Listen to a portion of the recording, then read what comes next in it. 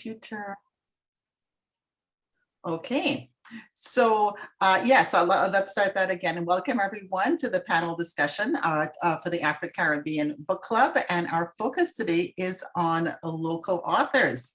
I'm Anandi Carroll-Woolery. I'll be your moderator today, and I would like to welcome today Cheryl Charles, Claudette Smith, and Yvonne Shorter-Brown as our panelists today. And I'll just start with some quick introductions for each person. And let's start with Cheryl. And in terms of bios, I'm just going to go with the bios that are provided on your books. So Cheryl, this is Cheryl's book. She has many more, but these are the two that I have in my hot little hands. Cheryl is a retired teacher from Waterloo, Ontario. Most of her career was spent at Sandhills Public School as an English teacher in the primary French immersion program. Becoming a teacher was life-changing. Cheryl was the teacher, but her children also taught her many invaluable lessons. Like her own children, Cheryl observed the students developing friendships. These friendships won't be defined by race, religion, gender, or personalities. Cheryl feels that the qualities that she observed in her students and children are admirable qualities that should continue to develop and flourish throughout them going to adulthood. So that's a bit of a foreshadowing, because we're going to talk about what inspires our authors, and Cheryl will get more into that. So she writes children's books. The first in the series is Messy Marvin's Rainy Day Fun. Sorry, I should put that a little bigger there. And the second in the series is Chatty Patty's School Trip. Since then, she has written, Cheryl, you gave me some bookmarks with all of, there it is. She's also written the children's books, again in the Messy Marvin series, Big Bub and the Bully. Book number 4 is, she's got the books, she's excellent, thanks Cheryl. Book 4, Cherry Clary's Winter Wonderland. Book 5, Grumpy Grace and the Christmas Concert. And is number 6 already printed, Cheryl, or is it on its way? Number 6 is going through the second edit. So okay. It will be long. All right, so look out for book number 6, Sporty Scotty's Big Race. And I believe Sporty Scotty focuses on different abilities, which is pretty cool. Mm-hmm. And so our next author is Claudette Smith. Claudette Smith, we have done this book in book club. It is called Stone Markers of Grace, A Lasting Legacy. Claudette Smith is a Jamaican Canadian who is passionate about leaving a legacy for future generations. She and her husband, Vincent, who is now passed, were retired teachers. They reside in Kitchener-Waterloo, Ontario, and they enjoy serving in the kingdom of God. I love that, Claudette, and the wider community. They have 2 children and 6 grandchildren. Is it still 6 grandchildren, Claudette? Still yes, 6? Yes. And I believe since this has been written, you now live with a couple of those grandchildren. Is that right? Yes, a blended home there, which is beautiful. And for Yvonne, I realize I don't have a hard copy of your book, which I'm going to have to go on Amazon and order one. Yvonne Shorter-Brown, her book is called Dead Woman Picnic.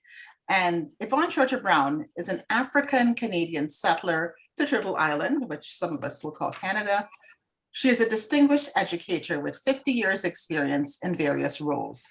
Her research and writing focuses on social, political, economic legacies of the transatlantic slave trade, plantation chattel slavery, and post-emancipation in the Americas. Very difficult topics, and thank you for taking that on, Yvonne. I wonder where this is at. I'm reading this from the Laurier Press bio, Yvonne. Yvonne is currently working on a political biography of Charles Archibald Reed, her maternal grandfather and a former member of the Legislative Assembly of Jamaica. You're still working on that, Yvonne? Yes. Okay, excellent. So that's that bio is up to date. I'm so glad to hear. And again, her book is Dead Woman Picnic. And I believe it's had a second, there's a revised edition of that came out recently. So thank you for the 3 of you joining us today and to talk about the writing and the publishing process. So we'll get started here. And we've lost Cheryl. I was going to start with Cheryl, but we've lost Cheryl. She's probably reconnecting. She's probably reconnecting. Okay. And the waiting room is off, so she'll join us shortly. So I will maybe just start with, I'll start with Claudette then with this question here. Your book is actually a memoir, and if I remember correctly, Claudette, Stone Markers of Grace is the one book that you have published, and it is a memoir. And so, what was the inspiration for you to sit down and start writing this memoir? Well, I have to say that at the very start, I think my mother, I would say, started this whole ball rolling. She lived a very long life and was an excellent storyteller throughout the years of her own life. And she died in 2009 at the age of 101 years old. And, you know, I thought about that. And, you know, I myself have written a lot of journals all through my life. And when my mother passed away, we had to dispose of all of her stuff. As you can imagine, it was not very easy. And I thought about my own journals. I've got several of them piled up in some box or whatever. And I thought, you know, when I die, what's going to happen to all these journals? You know, because they contained a lot of untold stories.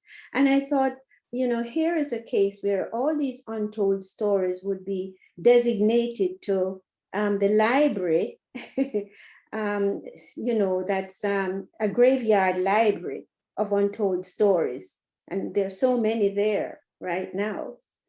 And I thought, you know, I should do something. So when I got home after my mother's funeral, I decided to look into this and make a permanent record of some of the things that I had written, because there are all stories in these journals. Yes. So, you know, if you want to look at it that way, I would say that that really was part of the inspiration.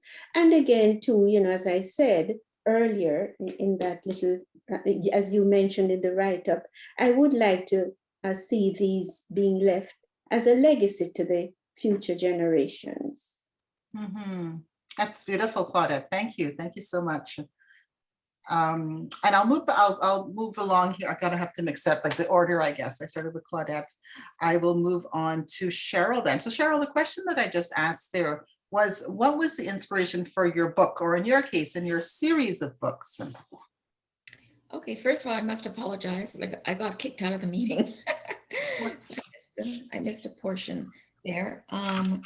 So I don't know if I was inspired. I find that my life kind of takes a certain path and things happen, and I don't know why they're happening until, you know, years later, perhaps. And so when my husband and I had our first child, Claire, as all brand new parents, we were exhausted, you know, midnight feeds, 3 o'clock feeds, diaper changes, and we lived without family support in Montreal. So basically it was just us. And at some point during that first year of our sweet little girl's life, a little boy popped into my imagination. And I don't really know where he came from because she was an infant. We weren't watching children's television or movies or doing anything like that. This little boy appeared with an M on his shirt, and I was just too tired to be bothered to figure out why this little cartoon character popped into my brain. So I just left him alone. And eventually, a second little cartoon character popped into my brain. It was a little Asian girl, and then a little blonde girl popped in. So a little Asian girl would end up being Chatty Patty, and then along came Hungry Hannah, a little blonde girl. Picky Paul was fourth. He's a South Asian boy. And then at some point, we started coming up with nicknames for our daughter. And she was Tweety Pie Girl, and then she became Clary Berry. And then a little black girl with the Afro puffs appeared. And it seemed to me that this was Clary Berry. So in any case, in a conversation with my mom, when I started publishing these books and launching them about 2.5 years ago, she said, I didn't know you had cartoon characters in your head. And I was like, well, they weren't really bothering anyone. I said, it's not like they were talking to me, but basically my process is for the first book and for subsequent books is that I had these first 5 characters, and eventually I just noticed that they were kind of on a loop. There was a little story. They were interacting. It was a spring day. Things were happening. Messy Marvin was being messy, and Chatty Patty was talking a lot. And Hungry Hannah, you know, had Marvin over for lunch, and it was like a little cartoon in my head. And so one day when Claire was napping, I thought, okay, I'm going to sit down. I'm going to write out this little cartoon that, you know, sometimes pops into my brain, like from beginning to end. And that's what I did. And I saved it on a 3.5-inch disc because it was 1996. Yeah, 1996. And years would go by. We would move from Montreal to Ontario. And the disc is long gone.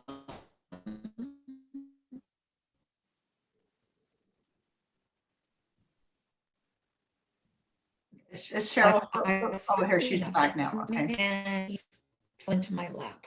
It would appear. The manuscript would appear out of nowhere. I'm kind of a, you know, excessively organized person. So I was losing it. I was putting it in safe and forgetting where those safe spots were.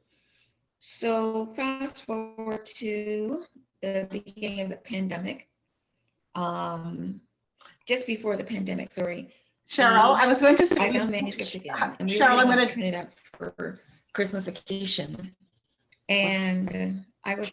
It's okay. Cheryl, sorry, your internet connection is not so great, but what I'll do is, that's okay.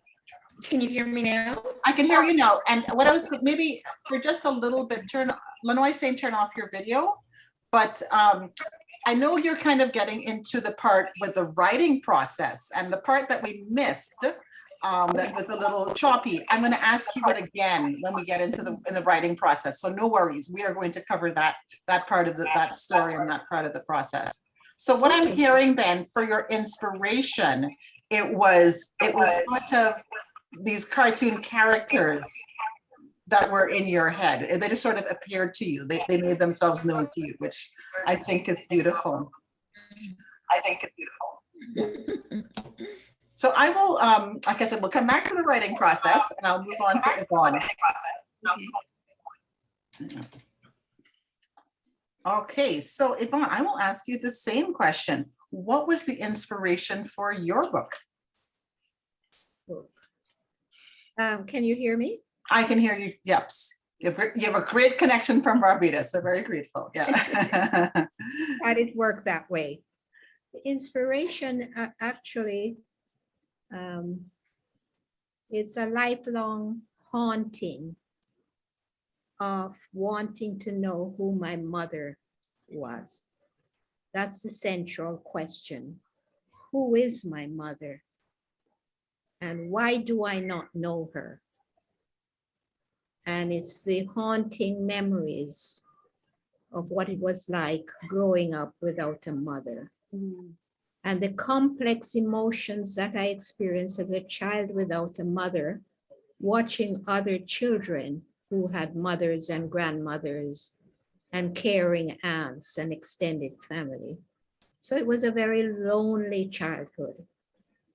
And in spite of all my accomplishments, in spite of everything that I've lived, at any moment, I can dissolve in tears when I ask the question, who is my mother?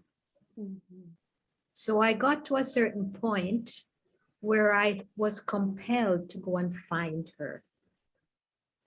And I knew from family secrets and gossips and whisperings that I wouldn't find her alive, but I was going to find out who she was and why I don't know her.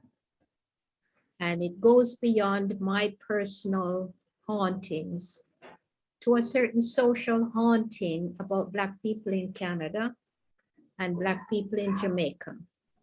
Because there's a social stratification, as you know, throughout the Caribbean, as a heritage of slavery and indenture and all of that. There are all these kinds of divisions. And within those are the pathologies that I find quite disturbing at times, but quite interesting to probe and find out why are things the way they are. And I came at my intellectual ambition, not ambitions, accomplishments late in life, in my professional life, because I had 3 children. I was married, I had 3 children, I had to raise them all by myself, no money, the whole bit, but the ambition never went away. And I've written many academic papers. I found that kind of writing very dry and heartless. It did not speak to my soul, and neither did it speak to the students I was teaching. And I found the stories that people tell about their lives and their encounters were far more interesting than any well-constructed argument I could read in academia. So I began to incorporate stories, memoirs, and biographies in my university courses I taught.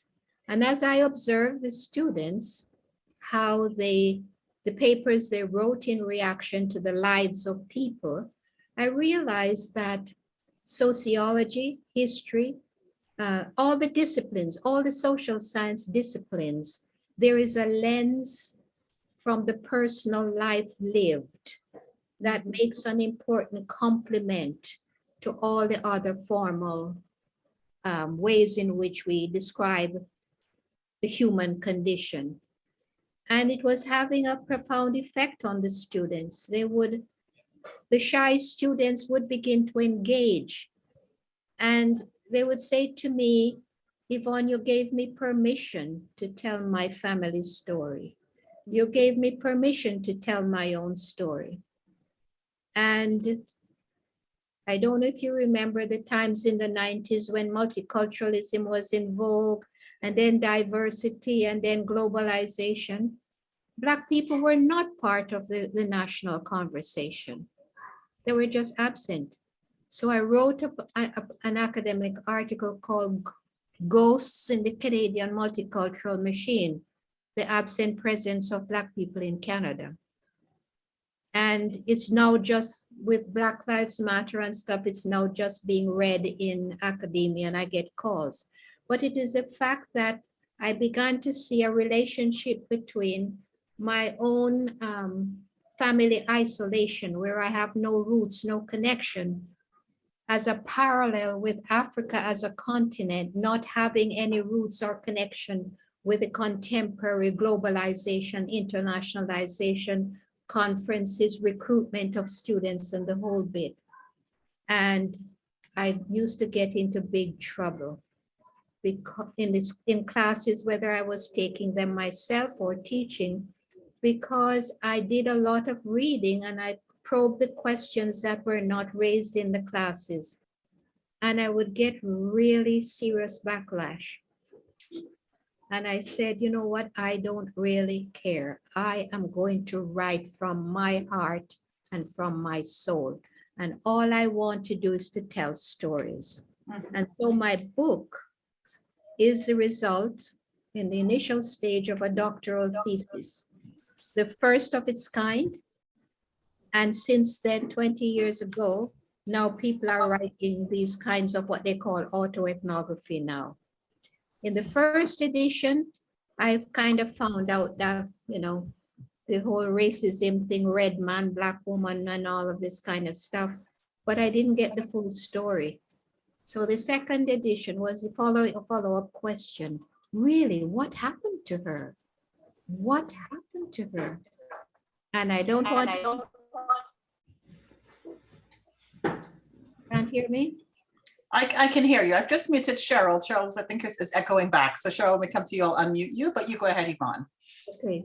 So the second edition, I spent the next 10 years after I published the first edition, probing more deeply into this family background, why the tight lips and so on, and discovered that she's a Black woman, Her father is this politician.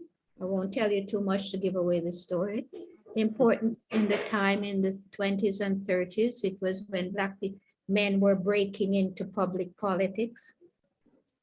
And my father's family, whom I look like, were poor whites. After they owned slaves. After emancipation, they owned few slaves to make a fortune. Then the property went to unproductive because they couldn't pay the former slaves to labor for nothing. Right. So Yvonne, I'm going to jump in with a question because we're moving in very nicely to the next part of the writing process, which is research. And so I will stay with you for this one because I like how this is leading. So Okay. you were giving some facts because it's part, your story is memoir and it's your mom's story. So there's that part of it, but it seems as though that your family and ancestors had public life as well that may have been documented. So some of these facts that you're sharing, how did you discover them? Okay. Yeah. Very good question. And this is, I like to say to you, memory is a wonderful thing. And we write through the body. Everything that we write comes through our body. Because our body, in our senses, in the brains, the subconscious. Cheryl talked about these characters who kept jumping up and inhabiting her imaginative world. The imagination is a wonderful faculty that we have. I don't think we use it enough, but it's all in the body. And the subconscious really plays a havoc with you if there are certain things in your life that you haven't dealt with. So my mother kept appearing in my dreams as this faceless person.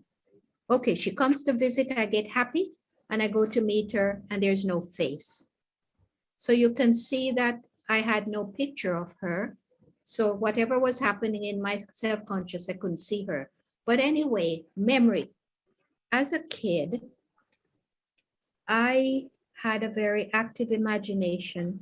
Plus, I was very inquisitive. They would say, you ask too many questions and you are fast. Well, I don't know those of you who know that expression. I know fast. I know Okay. fast, yes. You know Yes. fast. And should I say Mako as well? You'd like to Mako, but yes. You're too Inquisitive, fast. yes. You're fast picnic. And that propelled me. I saw that being fast as a very wonderful thing because then it propelled me to eavesdrop on conversations, to read letters that are left around,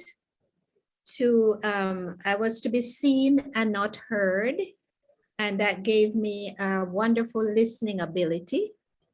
And so that I picked up threads when I research and I'm answering the question.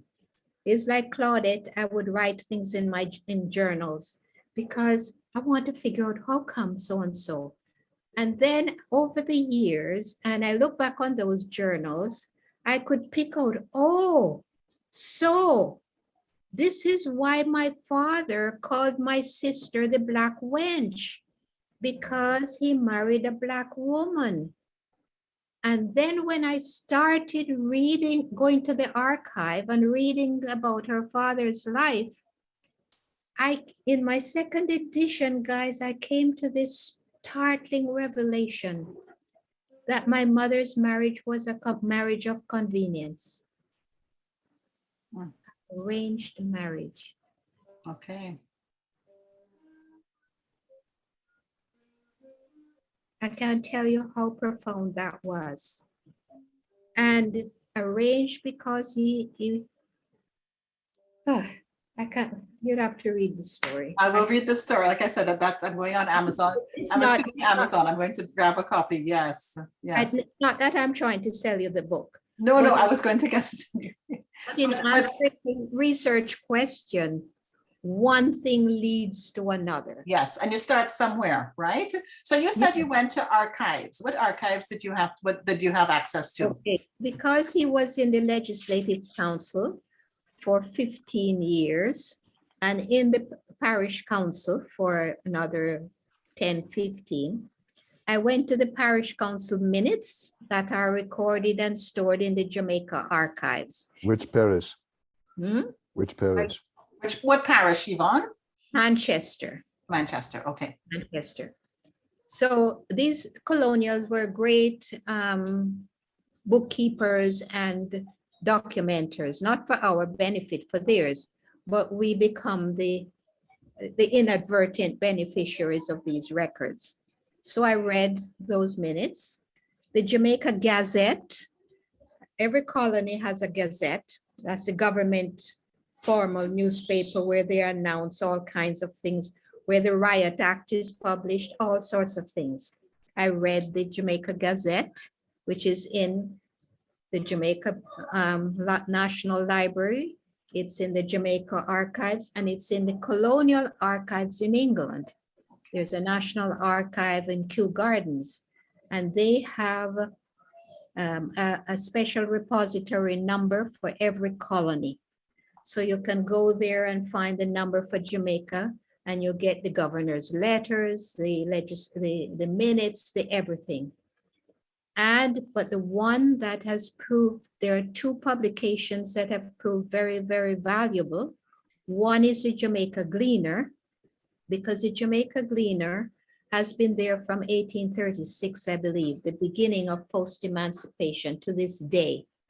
So the Gleaner has all the political comings and goings and the platforms and everything. Is quite biased, but it's a wonderful resource because it documents events and personalities. You can find the facts, understanding the bias exists, but at least Exactly, there is that thing. So I have another question. So when you're doing these research, with archives, do you have to be physically there, or are any of these available online?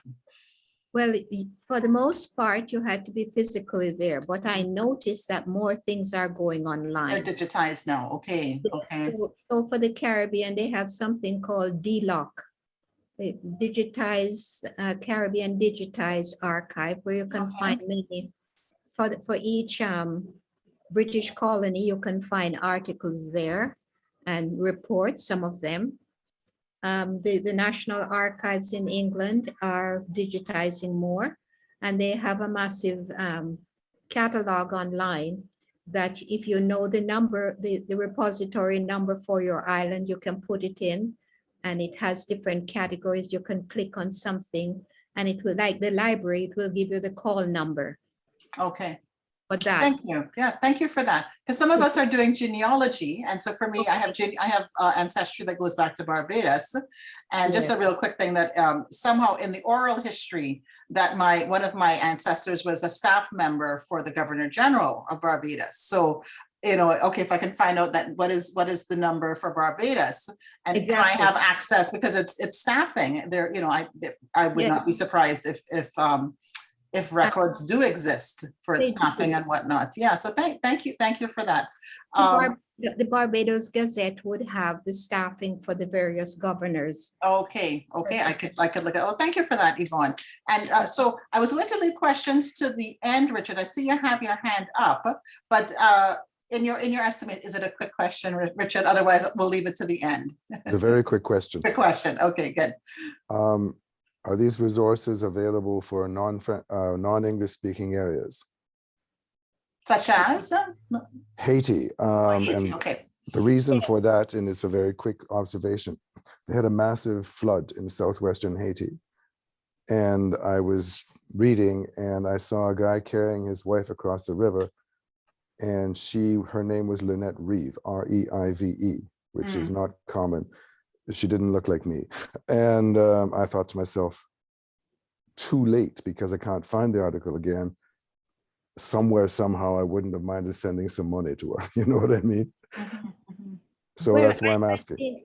Yes, I think, again, because Haiti was a French colony, there are French archives for all of this. And if you can read French, you have access to the whole thing. Thank you. They had their public publications, and the genealogy research is a whole other branch of the research that you do, that I've done. Okay. That's really good. Yeah, because I do forget that I think Caribbean, I'm biased, right? So I think Trinidad and Tobago, forgetting that, of course, there's Spanish, there is French, Dutch, Yeah, etc. yeah, So that's a yeah. great question. Thank you so much, Richard. And thanks for your observations, Yvonne. I'll move on to Claudette now with that research question. So Claudette, your book, Stone Markers of Grace, is a memoir, and maybe less so than Yvonne, that you could verify some things. But did you end up doing extra research in archives, or did you go about your research for your book in a different way? Yes, my book is slightly different. And the area that I had to do some additional reading and inquiries and sort of was when it came to the plantation economy in Jamaica. I was brought up on the sugar estate. And as a child, that was your life, but you're not thinking about the history of it. And I didn't get the full picture of this either, not through high school, because you never were taught that history. It was not until I went to the University of the West Indies. And in the first year, you do these survey courses. And one of those courses was Caribbean history. And for the first time in my life, as a university student, I learned what happened, what the true history of Jamaica was. And, the whole slavery routine and the plantation economy. And so I did not a whole lot, but some additional reading. And one good source I found was Olive Senior's Encyclopedia of Jamaican Heritage. She really gave quite a bit of, in that area. So, and I was therefore able to fit some of the things that I saw as a child.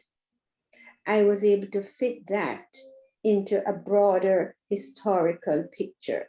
And also, my dad, he was an engineer on the estate, and he used to make some comments, all along as we were kids. We would hear him make certain comments, or when he would take us to the we lived on the compound. It was a whole it was a textbook type of a setup there, and everything was just set up, a typical British economy. And I've spoken to other people as well who were brought up on sugar estates, and it's the same thing.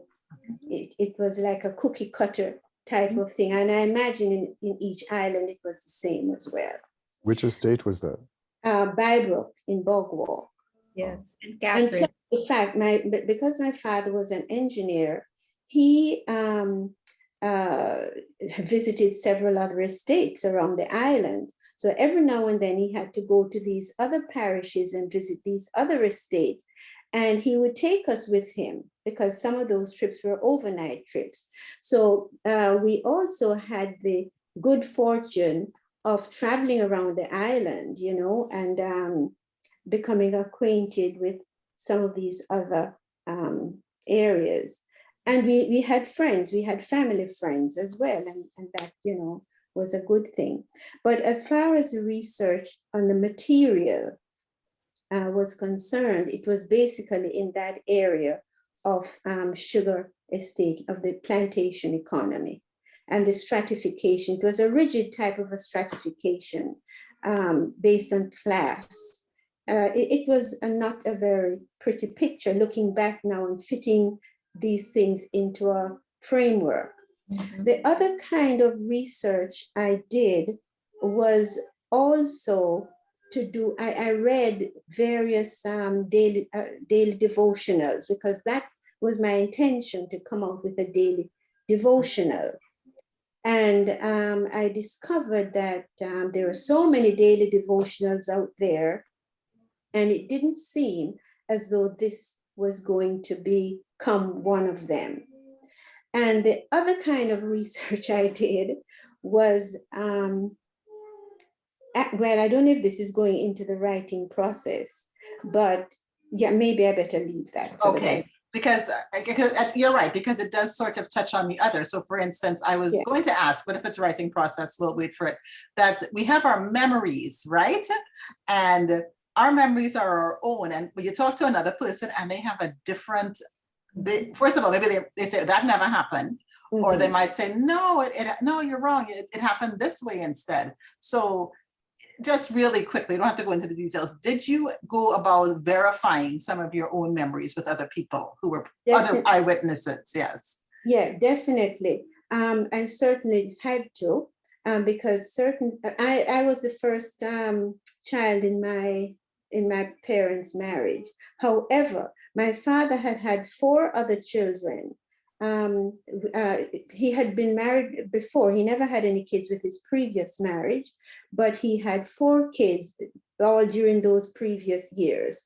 So I had another family which was a number of years older than we were. Mm-hmm.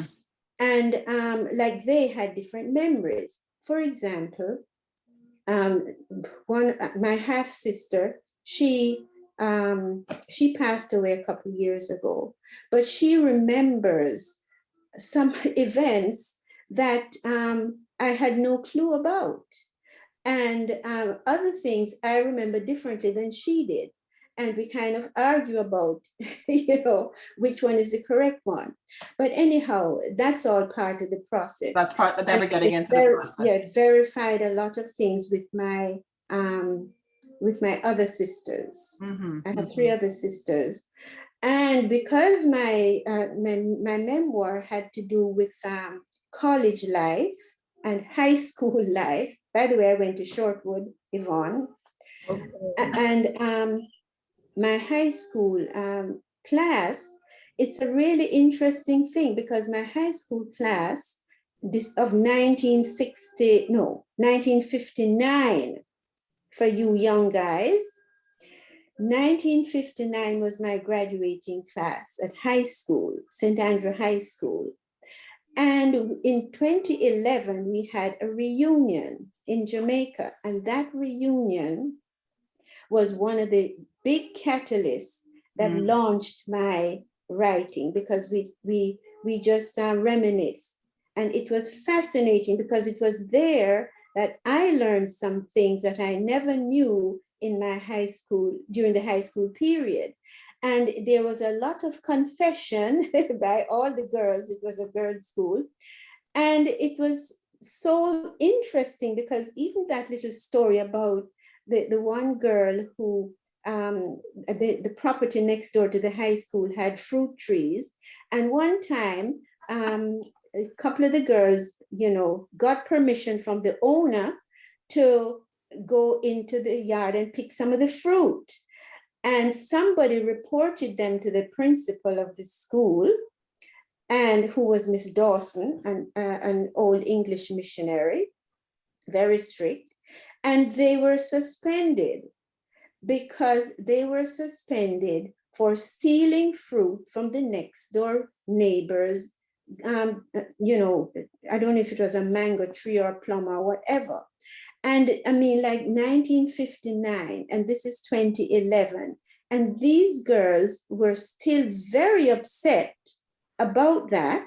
They were called thieves when in fact they did get permission. They did not. And They didn't so, say so. Oh, that's okay. Yeah, I understand that the burn for sure, and it goes back to, and I'll get to Richard in a sec. It kind of goes back to too with Yvonne is saying that you sort of get started, and then things come together, and definitely that reunion was a gift for you because you're hearing things you never heard before, and then you might hear somebody else's version, and it's stuff that you knew but you forgot. So that's amazing. I love that story of the reunion. And the same thing with the Shortwood. Like, we're in touch with each other. We have a list. And so there's constant communication. And Mhm. also they had reunions and we talked at reunions and you got different memories. It's fascinating. So yes, there was research in all different areas. Yes, and oral history, sometimes we think that if it was written at the time and it was contemporaneous, then that type of documentation or research is more valuable than the oral history. But I'm a believer that the oral history is equally, if not more so important. Yes. You know, yeah, thank you. Richard, you had a quick question, yes? Quick question for Claudette. Bybrook Estate, did the name Hart, H-A-R-T, go across your path? Oh, yes. Okay, got it. Which Yeah, right. So there's a connection happening there. Very Is there a cool. connection there, Richard? Well, I was sweet on a lady called Lisa Hart, whose father, I think, was on that plantation. Okay. What you call Very- what people choose to call Jamaica White. So you Know what see I how mean. we did it. One memory Oh, yeah. prompts another one. So Yes. lovely, so lovely. Good, that's So fun. a last question, just so they get permission from the owner to go pick the mango, and the headmistress suspend them, and at no point did they protest saying they had permission from the owner? In that in that British type of a strict regimented disciplinary atmosphere, you have no say. So you As- just You get in more trouble, I think, if you Yes, spoke up, you yes, get in more yes, trouble. yes. so you just And take the take your word beating was- and thank them for it, yeah, like they used to do it up Yeah. at Canada College, which the word was you are impertinent. Impertinent, exactly. Mhm. And they well, were called thieves. She called them thieves. Yeah. By the So- way, were these kids black kids? Well, Skin St. Andrew was a mixture at that time. Mhm. Yeah, you know, varying shades. Mhm. Not black. They were all mixed. Most of the Okay. kids were mixed. Because that was another bias I noticed when I went to school there, that the black kid, the same template that obtains here, where black skin is equated with criminality. When I went to school, the same kind of thing would happen, where they would punish a black kid and make presumptions about what that kid did. Right, These right. kids were Oh, mixed. even from the 80s in Trinidad in a convent school, I went through that as well, where I was punished for what, and you know, you can see my various brownness depending on how much sun I've gotten. Yeah, I used to get punished for stuff that the white students did. It's a little insane. But and white also equated wealth in my school too. So, and I did not come from a wealthy family, so that may have been part of it. so Anyway, but last, I'd like to go back to the research. I want to go back to Cheryl though. sorry to charge in, but so if you're going to get licked anyway, I mean, if you're going to get beaten anyway, why wouldn't you state your case, at least while you're on your way? You get more licks. Yes, you get more. It's Okay, you just- get more. That's the MO. We know how it works. Okay, Yeah, so you take what you got. Okay, yeah, thank you. exactly. Yeah, it's actually quite, you know, we giggle now, but it's actually quite traumatizing, and it informs how you behave in the future when you're dealing with authority, not in productive ways. You're right. You should stand up for yourself, but you're taught not to. It's very traumatizing.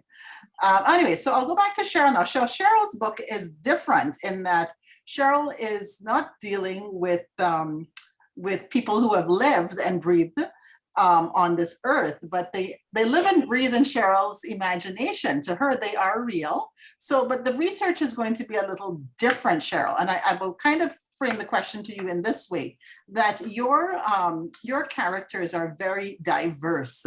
So they have different backgrounds, let's say people group backgrounds, different abilities, different personality traits. So I'll go at it from that. Did you, in your research, what would you have to research to make your characters come alive? Well, I think it's probably the way that I grew up. I really believe that when a writer or when someone is inspired to write, for whatever reason, it's based on their own life experiences. So even though these characters popped into my imagination, it really was based around my life. And growing up, once I moved to Canada at the age of 6, I had a very diverse group of friends all the way through high school and university. And 40 something years later, I am still in a close-knit group with my high school friends. And we used to jokingly call ourselves the United Nations, because when we got together, birthday parties and study groups and that sort of thing, basically when you looked around the table, you could see people from all over the world. And So when these characters popped in, they came in based on my life experiences. They didn't just randomly come in. When I sit around, my family's table, my husband's table, when we get together, again, I'm looking at a diverse group of people. And I think that's why the characters came to me that way, because that was my experience.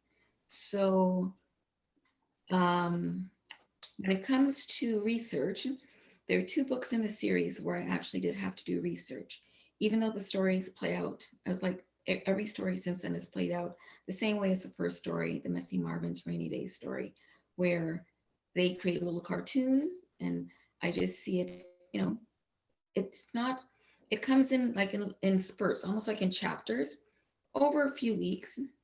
And I get the whole story and then I sit down and I key it in. And that's always been the process. But there are 2 books where I did have to do some research. And that the second book is Chatty Patty's Class Trip. Now, the one that you showed is the first edition book. We went into a second edition. Oh, yeah, it's purple now. That's right. Yeah. We call her Purple Patty. And so this is the up-to-date second edition. This book is a combination of fiction and nonfiction because the kids go to a zoo for the day and they're learning about different animals. And so for that, I did have to research the animals so that I could present this nonfiction information. As a former teacher, in grade 1, you start teaching kids about the difference between fiction and nonfiction books. And fiction, we called it fun and fake, made up from your imagination. And nonfiction was, we would go like this, like a book. You had to like read a book or you'd have to key into the computer and do your research. And we always used verbal and visual cues to help the kids to remember the difference between fiction and nonfiction. So now I had a story that was fiction, fun, and fake from the imagination, but also I had to do a little research on these animals to provide true fact. The 6th book, the one that's about to come out, I need to do research on that as well because the main character is Sporty Scotty. So his story is based upon an upcoming end of the year school sports day event, which again is part of my experience. Towards the end of the school year, you have a big fair, you have like, track and field meet, other students from other schools come. And I think that this is where this story comes from. And even though I was in track and field myself, it had obviously been a really, really long time. So I had to research some of the events. And luckily for me, I have different resources, but my husband was my primary resource because he was heavily into track from probably the age of 6 until the age of 22 or 23 when he finally moved from BC to Ontario. So not only was he helpful in when it was time for me to write the story after the little cartoon loops had played out to help me with the terminology, but he was also fantastic when it came to the illustrations, because when I would send the text and the instructions to my illustrator and say, let's say a particular character is doing the pole vault, and my illustrator would send me the pictures, the illustrations that he completed, there were certain bits of information that I wasn't aware of, like body positions and that sort of thing. So luckily I would take it downstairs to my husband, who's still working from home, and I would show him the illustration. And then he would go, like that, right? And then he would briefly leave this meeting and he would say, no, the body position has to be like this. You need to have this in the scene, et cetera, et cetera, et cetera. And not that I don't trust him, but I would also go on the internet and research different track meets and say, yes, this is how a body looks. These are the steps necessary. For instance, my husband was a triple jumper. These are the steps necessary in the triple jump. This is the name for the penalty line where your foot can't go past. So this book, I think, required a lot of fine details, because even though it's a children's book, I don't mean to say children's book like it's less, I wanted to be realistic so that children who are involved in track and field will say, yes, this is actually, the way that it looks on the track, on the field, when I am doing this specific event. I didn't want to just make stuff up. I really wanted it to be accurate. And so when I would go back to my illustrator, who is all the way in Romania, and message him and say, no, this is what needs to be done. And finally, at some point during the book, I had to say, I have a resource. My resource is my husband, who, was involved in these events and to this day loves, a good track meet. And so he is my go-to person, along with internet images and track and field events, to make sure that what we're presenting is realistic. So yeah, so Yeah, that's it. I love that. That's a great example. That's such a practical example. And your book is also unique, of course. I'm so glad that you mentioned that you have an illustrator too, which the other authors here did not. They had to worry about their cover art, I think, but not illustration. Well, I've had two fantastic illustrators. Right. I have two. And part of my process was when I knew that it was time to start the series, I didn't have an illustrator. I wanted to be independent. I wanted to be an independent author because my mother-in-law is a children's author, now a teen author, and my husband's also an author of biology textbooks. And I know how much control a publishing company can have over the work. And sometimes you lose yourself in their vision, right? And I really wanted this. I thought of these little characters popped into my imagination.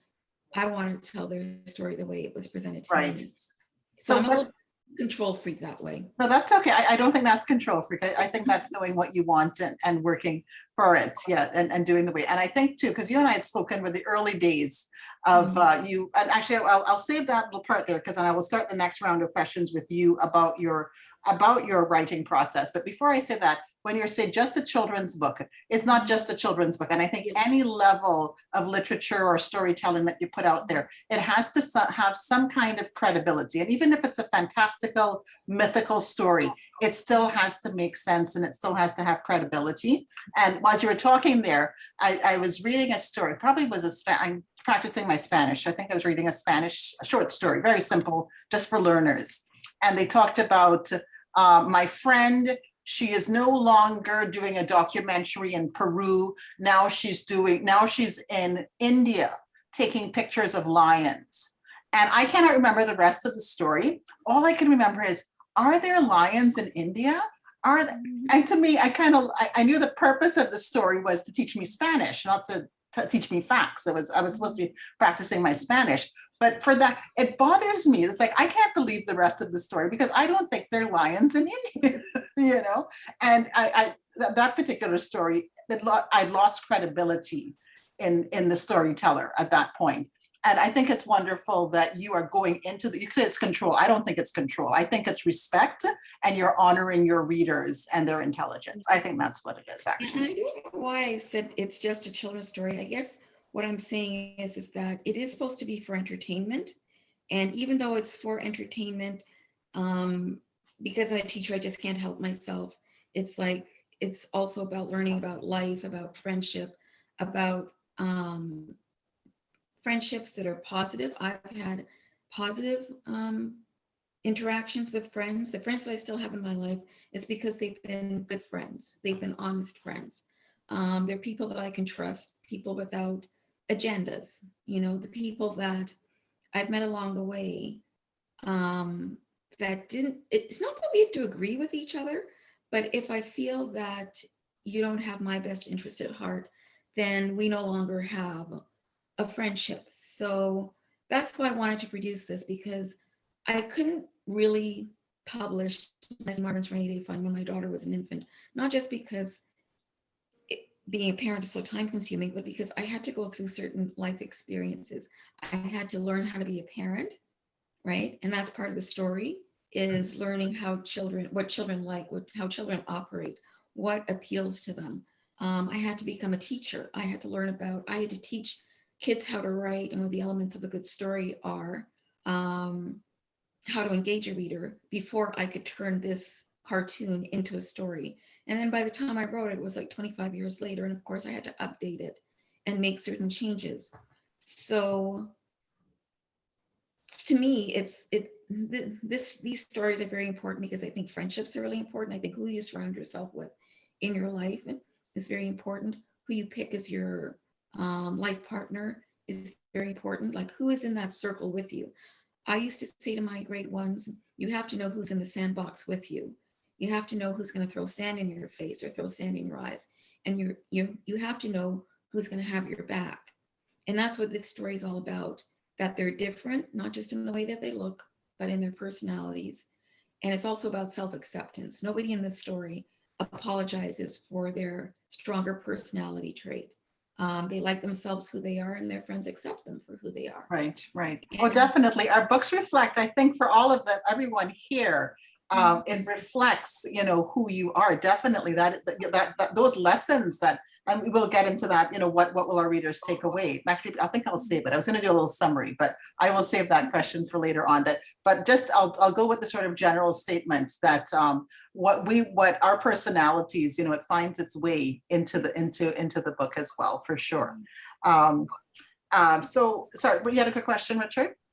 Sí, hay leones en India. There's Leonis in India. Sí. See, okay, so I just put in a link. okay, well, thank you. I can believe the story now. I learned something new. These things happen. I was That's a gonna lion tell at the zoo. you, and I had to research because I too thought there were only lions In Africa, And you know what? Okay. And I didn't believe it either. And I checked several sources. I thought before I put in this page where they're visiting the lion's den, and each of the kids are teaching the other kids. It's not like the adults. It's not their teacher or their tour guide that has all the information. Mhm. The kids are also Right. showing their knowledge base. They can And have knowledge. Absolutely. I just did not trust that first one that said there were small packs in India. I'm like, oh no, there isn't. Oh, well, hay leones. Oh, ya caramba. Now you go back into the story with a, you know. Yeah. So I will step back the next round of questions here with Cheryl with your writing process. We have about 20 minutes left here. So the questions that were left were your writing process, which I think we've covered a little bit of. As well, I wanted to ask what you hope your readers will take away from your book and what's coming up next for you. So if we can maybe do a bit of rapid fire for this part here. So just real quick, Cheryl, on your first book, maybe not all the books, but for your first book, what was your writing process? Basically, as I said, my GP says that I'm a conduit, that I receive. I thought it was strange, but since I've met other authors in this journey over the last 2.5 years, I've found other people who say that they are conduits, that ideas come to them and they produce. And I think that's an honor. I'm what you would call probably an unwilling author. I never planned to become an author. I had other plans for myself, but there were different stages of my life, different things that I can now look back on that were pointing me in that direction. And I didn't realize what was happening until the day the manuscript fell out of the closet, hit me on the foot. And I was like, oh, I'm supposed to share this. This is not just my story, my cute little story that I keyed in all those years ago. I'm supposed to create this. Like, this is. And Cheryl, that time, if I can jump in, that time that the manuscript hit you on the foot, was that the time you saw the photograph in your closet, or was that a different time? Was that the time? This was the same time. Yeah. So if you can tell that story, I find that's such a beautiful story. I had found the manuscript before Christmas, and I might have cut off, but we were heading to Trinidad. We were very busy getting ready, and I put it away in a safe spot, but forgot where it was after 3 weeks of vacationing. And we came back from Trinidad. The pandemic, unfortunately, had started, and I was in my closet, reorganizing my closet, looking for things to do. The manuscript fell off a shelf. That's where I had tucked it away before we left for Trinidad, and it fell on my foot, and I laughed. Like, I literally laughed when it hit my foot. And I'm like, oh, you want to be told, right? It's like, you're tired of being in closets and drawers. This is your time. And I had also reluctantly, because of my MS, my teaching career had come to a halt, at least a temporary halt, I thought at the time. So I was also no longer practicing as a teacher and going through the mourning process of not being with my kids and teaching my kids. So the manuscript falls on my foot. I laugh. And I say, oh, you want to be published. This story wants to be told. And I look up, and in my closet, it's a walk-in closet, I have a picture of a friend of mine. We were friends since university, a young, wonderful young man from Jamaica who started university at the age of 15. She was a child prodigy. And she and I became roommates in the year. And we lost her. Now it's been about 12 years to ovarian cancer. But the things she accomplished in the years that I knew her were just like, I just can't, like, without tearing up, I can't even tell you what she did in that short space of time that she had, including adopting a little girl and raising her into a beautiful young woman who's now becoming a teacher, but my friend became a lawyer. In any case, manuscript falls on my foot. I laugh. I say, oh, I guess you want to be published. You want to be shared. I look up and what do I see but a picture of her, of my friend Siobhan, in my closet, because that's how I start and end my day every day, because she was instrumental in my life. She's the one that brought my husband and I together by force. When my son was born, she was already at the foot of my bed. At the end of his first day, at the end of the day, when he was born, she drove from Toronto to Waterloo, and there she was holding my baby boy. And she was like a sister to me. And she was looking back at me in this picture, smiling. And that was the final, that's when it's like when I saw her, I knew that she was there with me, and I knew that she was confirming what I finally knew I had to do, and it was to publish this book. And so every day I start the day with her. I'm in my closet, I'm getting dressed, and I think, gosh, if she'd been given all of these extra years that I've been given, right, what would she have accomplished? Fantastic things. And when I go to bed at night and I'm undressing, putting things away, she's one of the last people that I see, and she's been with me ever since. So when I get frustrated or, I'm not sure, should I continue on? I always kind of get this little reach out from her in a certain way, like I did a reading last weekend at Milton Public Library. And when we took the exit to go to the library, I realized that if we turned left, we would have gone to her house that she lived in. And I was like, oh my gosh, it's like she's here with me for my first in-person reading. All my readings so far have been virtual, but she just keeps stepping in every once in a while to say, yep, I'm with you. I'm going through this process with you. We're walking together. And here we are. Thank you. Thank you, Cheryl. And I've always, the writing process is writing paper to pen, and it's also that spiritual commitment to it as well. So thank you so much for sharing that story. So I have a kind of rapid fire question for then Yvonne, with your writing process. You coming from an academic background, did you bring the discipline and rigor of academia into your writing for this book for you? Or how did that work out for you? Yeah. I thought the academic rigor interfered with the narrative at times. The language at times. Why are you smiling there, Richard, when I said that? There's a special providence for idiots and orphans. What? Special providence of idiots and orphans. Yes, Okay. and I had two parents. Okay. So I had to make a deliberate effort to understand the narrative process, different from an academic writing, right? And the narrative process requires different kind of language, different sensibility. The audience is real. The audience in academic writing is some impersonal you're writing for. When you're telling a story, you're thinking of audience. How will the story be interesting? Are you mixing up the emotions in it? Are you, like, I had to find moments of humor during my writing because the subject matter was so heavy. So I had to find moments of humor. I also, when Cheryl talked about not Cheryl, someone, I guess it's Olive, talked about the patois. Now to me, there is no language that I know that is more expressive than the patois. When someone comes into your house, like your girlfriend, and looks around and see your place is untidy, and she says, Mrs., how come your house a chaka chaka? You know exactly what she means, is that there's a lot of junk around you, get rid of it, tidy up your house. And when they say, well, somebody's packing to travel and they pack everything, and they say, you have to carry so much bangarang with you. Now, the bangarang denotes unnecessary things you're taking with you.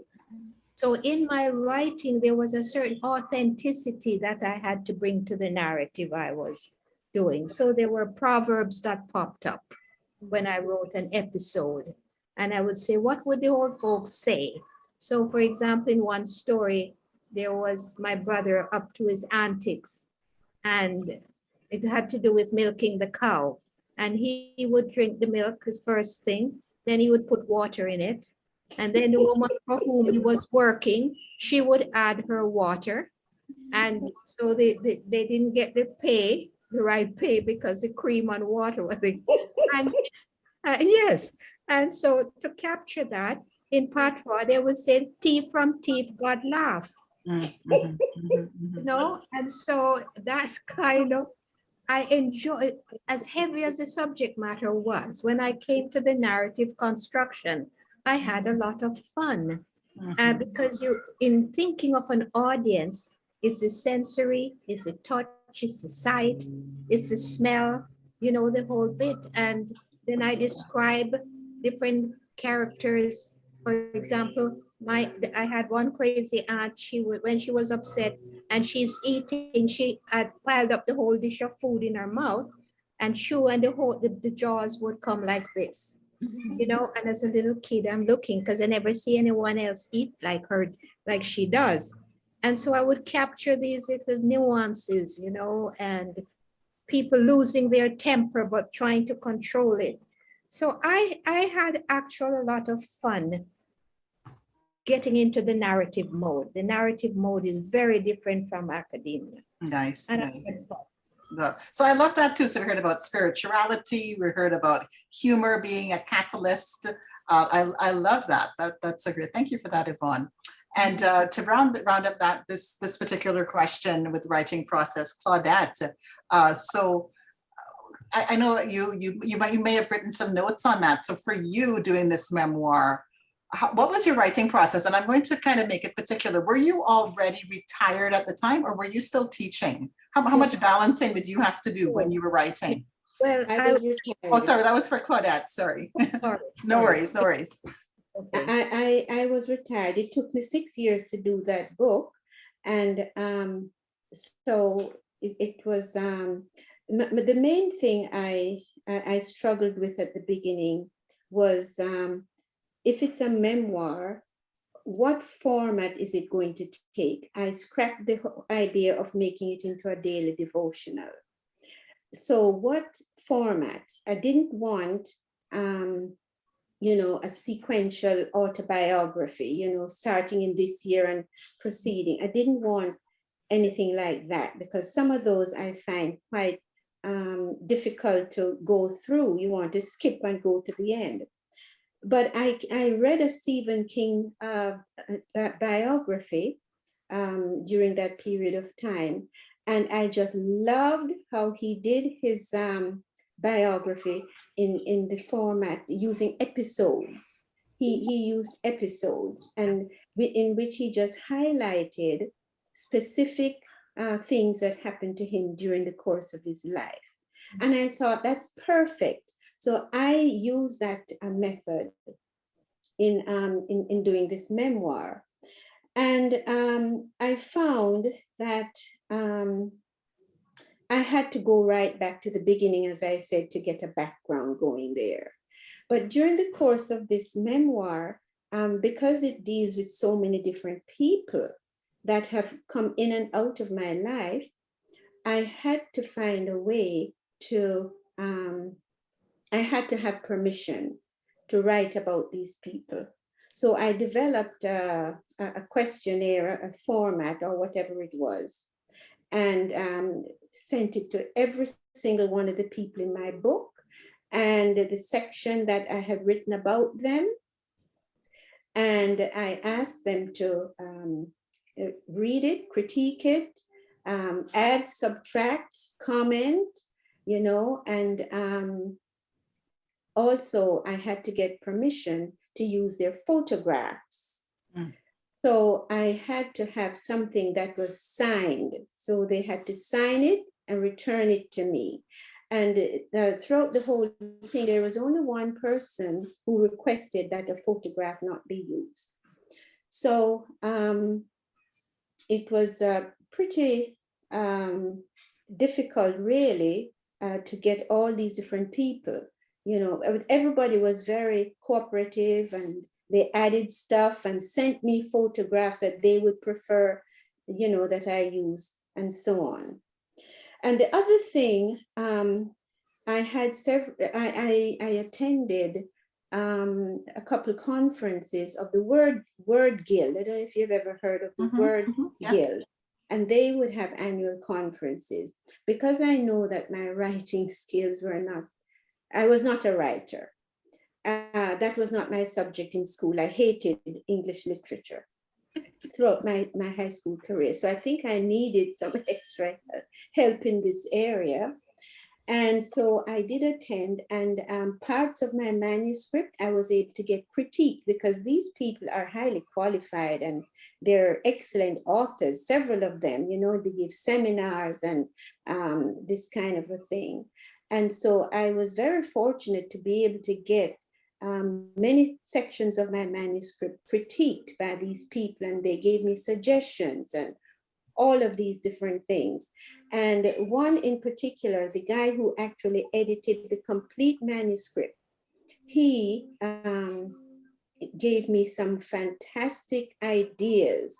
And of course, there was a lot of rewriting and so on. And I was very, very thankful for the additional help there. So I just wanted to acknowledge the role of these authors who were members of the Word Guild. They played a very important part in helping me to get my thing through. So I think that's it. Yeah, that's great. And I like how we touched on so many different aspects. And for you, you highlighted not being afraid to lean on other experts. And Stephen King will never know, or I hope one day Stephen King finds out that he inspired you to take this certain approach with the episodes. And so his professionalism influenced you, and of course those people that you were able to lean on in the Writers Guild. That's fantastic that all these resources are at your fingertips. Richard, you had a question. Number one, I feel very inspired listening to people today. I wrote a couple stories. Laura said they were good. We stopped there, but maybe I'll go on. To a small protest that I am the only one speaking for the lesser half. Just sits in the back, listen in the background, let me put my foot in my mouth. And third, about language, because I'm into languages. Okay, when I was in Jamaica, I would hear this thing called broken English, right? Patois. What I need to say from a linguistic point of view, that Creoles and Patois are not broken. They're the next stage of a language. Because if you compare Shakespearean English to modern English is much more simple, because language is a communication tool. Now, if you check out Patois, Jamaica Patois, it gets rid of an enormous amount of crap.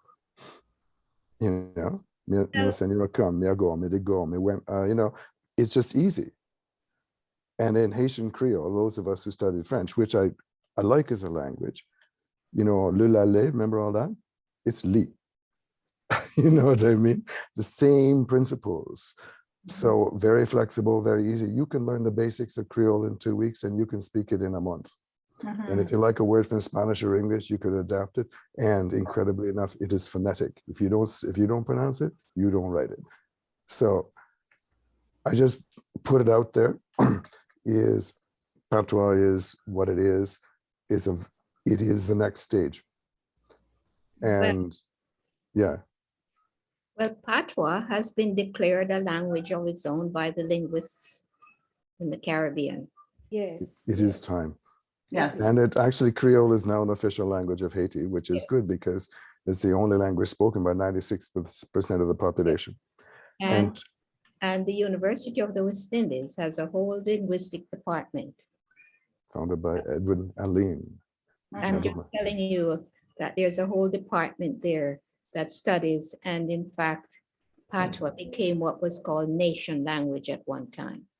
And there's a whole debate about in schools, the balance between Patois and stuff. And there's I witnessed high schools teaching Patois.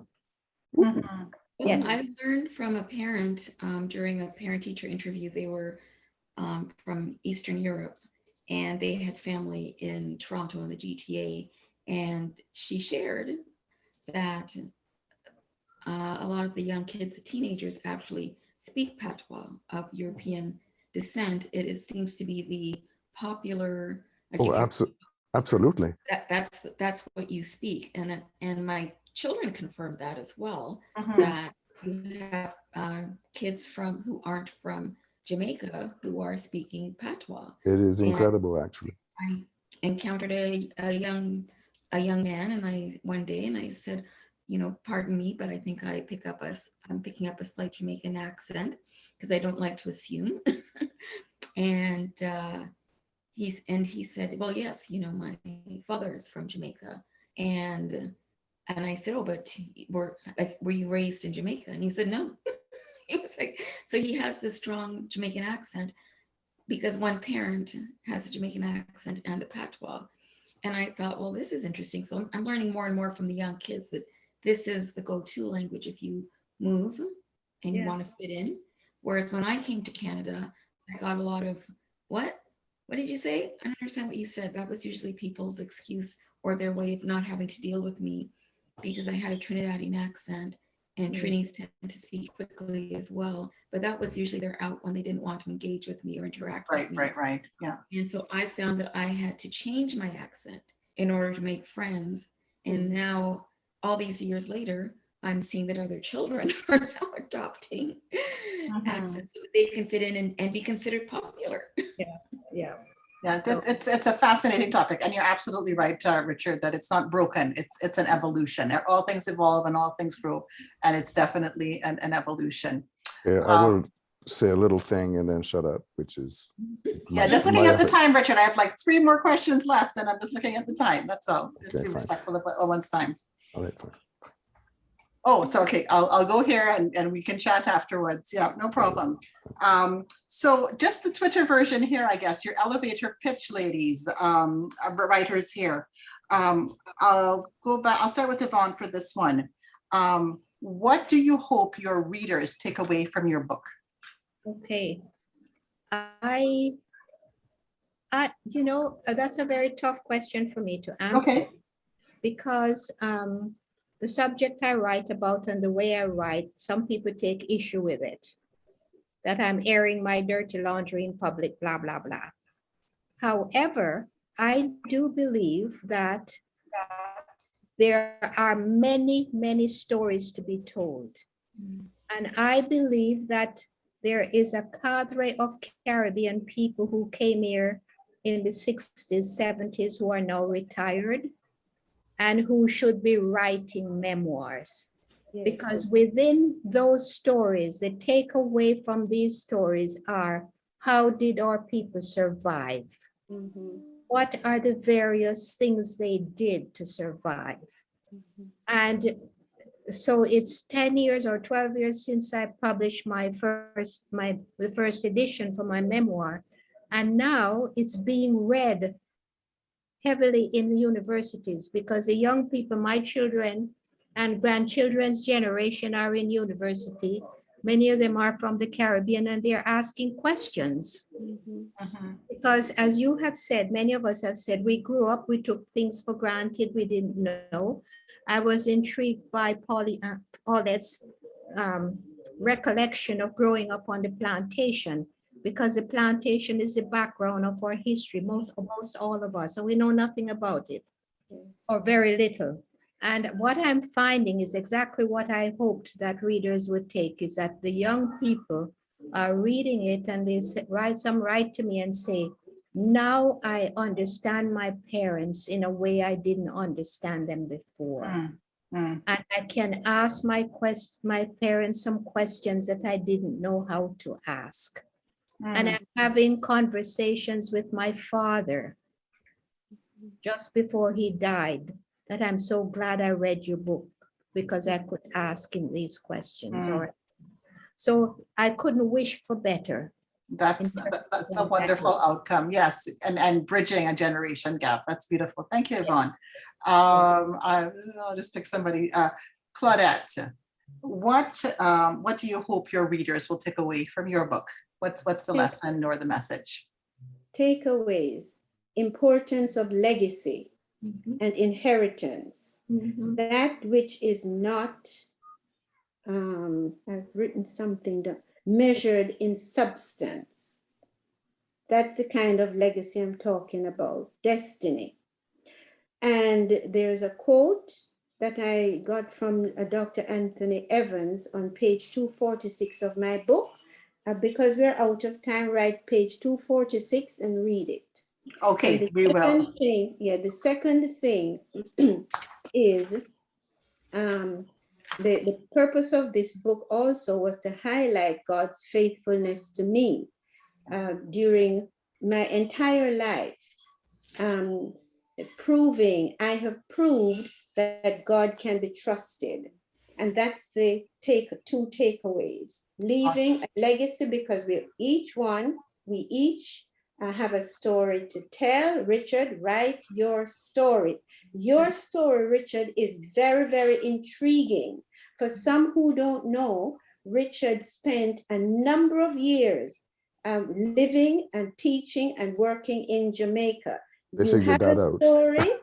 You have a story. Do not let that story be left in the libraries, silent in the grave after you leave. Richard, write your story. Yes, ma'am. And so legacy is important. Olive, you write too. And the final thing, as I said, God's faithfulness, he can be trusted. All right. Thank you. Thank you. One last thing. Oh, go ahead. Go ahead. Yes. Yes. Which I missed in the question before, and that is, during the writing process, you go through periods of great discouragement, and you need to have people around you who can encourage you to continue. And that is what my husband did for me. During that 6 years of writing process, he was my greatest encouragement. Oh, thank you, Claudette. Thank you. By the way, your husband got me my job. Okay, okay. So I was going to say, thank you, Claudette. You hand out the book for everybody. Everybody go and write. So Cheryl, I will ask, what do you hope your readers will take away from your books? Basically, what I noticed in my students and my kids, the innocence of accepting friends. It's not until I really believe the children are taught hate, and but my little grade ones were very innocent, and they accepted each other, just the way they were. They didn't ask, questions like, why are you different? Why do you speak differently? Why do you wear this? Why do you wear that? If you were a good friend to them, that was enough. It doesn't mean that they didn't have their little squabbles about, you took my marker, or why are you playing with my best friend? But the fact that they accepted each other without those boundaries and barriers, and that's something that we lose along the way as we, get older for whatever reason. Hate is modeled for us, separation is modeled for us, and then we forget that sweet innocence. So I want the kids who read this book to maintain that innocence, and that's why I'm trying to grow the story and make it more age appropriate for older children, so that they hang on to that for a longer period of time. Mm-hmm. Yeah, we have our little jokes about that, but I would love to see a reboot of once series 1 is done. I'd love to see a reboot of them as tweens. Yeah, because the lessons never end. Yeah, thank you. So I'd like to thank our panelists for our times. And the last question is a bit of my thank you to you, which is the journey never ends. Writers are always writing and working. And I want to give you a chance to tell us about what's down the line, because this is something that our listeners here, our watchers might be interested in. Yvonne, what's next for you? What are you working on right now? I'm working on several things, but I have a sneaking feeling that my lifespan is going to run out before I get them finished. So I'm juggling. I'm writing a memoir of my 50 years in education, but in particular 39 years in BC. And Cheryl, do you have any BC connection? My husband's from BC. All of his family's there. His mother is Norma Charles, an author. I know the family quite well. Wow. She recently wrote the Harry Jerome story, and Yes. And OST. and those kids, Charles' kids and my kids were big friends. Okay. oh wow. And I know Charles, what's his name again? But anyways, I kept thinking, I thought it was your mother-in-law when I saw that in Charles. Okay. So the next thing for me is, so my memoir of in education, but I have some academic papers that were about truth telling, that were in forms of speeches and rebuttals to stuff which I couldn't publish because they were, according to somebody, they were too hot. Now that I'm retired, I think I can publish them, okay? Of course, yeah. And my challenge in terms of fiction, and Cheryl, I was interested in fiction and research, is that will be a challenge to conceal the actors in these papers because they're narratives of encounters I've had in academia. Stormy Daniels. Pardon? Stormy Daniels of academia. Oh, why do I know that name? I don't think so. Anyways, the other thing is my grandpa's memoir that keeps, I work on it, take a break, but I must finish it for his name. He was an important figure.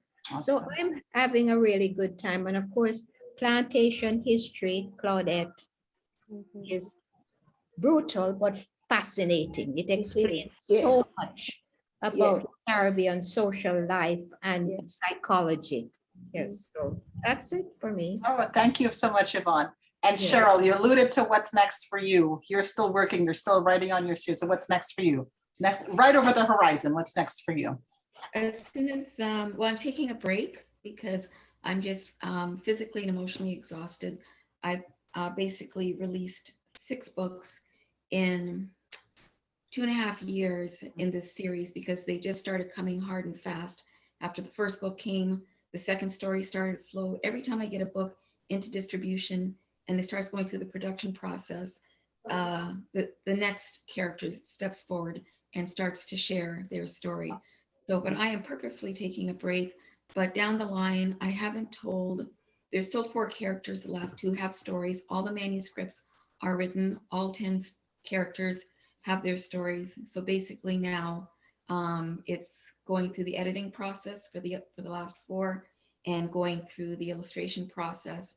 But I really want those 10 characters to have, for each of them to have their stories told.